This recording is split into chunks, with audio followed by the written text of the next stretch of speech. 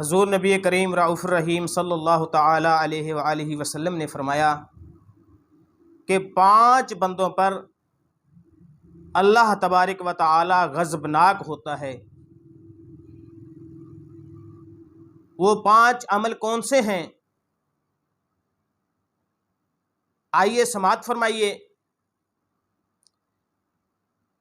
حضور علیہ الصلوۃ والسلام نے فرمایا، پہلا وہ آدمی زیادہ کھانے والا، نمبر 2 بازاروں میں شور مچانے والا، یعنی ذرا ذرا سی بات پہ چیخنے لگ جائے، چلانے لگ جائے، واویلا شروع کر دے۔ سرکار علیہ الصلوۃ والسلام فرماتے ہیں ایسے آدمی پہ اللہ تبارک و تعالی غضبناک ہوتا ہے۔ تیسرا وہ جیفتم باللیل، رات کو مردے کی طرح سونے والا، کہ وہ اپنے اللہ رب العالمین کو بھول جائے، اس کے ذکر و اذکار کو بھول جائے، بے خبر ہو کے مردوں کی طرح سو جائے۔ میرے کریم آقا علیہ الصلوۃ والسلام فرماتے ہیں اللہ تبارک و تعالی ایسے آدمی پہ بھی غضبناک ہوتا ہے۔ حمار بالنہار، چوتھا وہ آدمی جو دن کو گدھے کی طرح کام کرتا ہے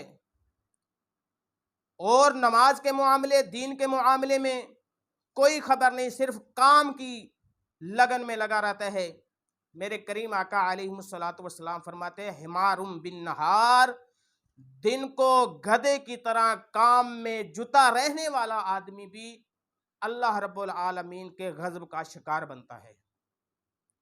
بِأَمْرِ الدُّنْيَا وَأَمْرُ الْآخِرَةِ، دنیا کے معاملات، دنیا کے لین دین، کون سی چیز کہاں سے کیسے ملتی ہے، کس علاقے میں جا کے زیادہ قیمت سے بکتی ہے، اس معاملے میں تو بڑی خبر رکھتا ہے بِأَمْرِ الدُّنْيَا وَأَمْرُ الْآخِرَةِ، مگر آخرت کے معاملے میں، قبر و حشر کے معاملے میں، اپنے ہمسایوں کے حقوق کے معاملے میں، دین کے تمام معاملات میں یعنی کہ بالکل بے خبر۔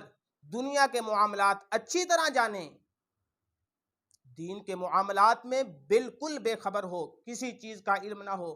میرے کریم آقا علیہ الصلوۃ والسلام فرماتے ہیں اللہ تبارک و تعالی ایسے 5 لوگوں پہ اپنا غضب فرماتا ہے۔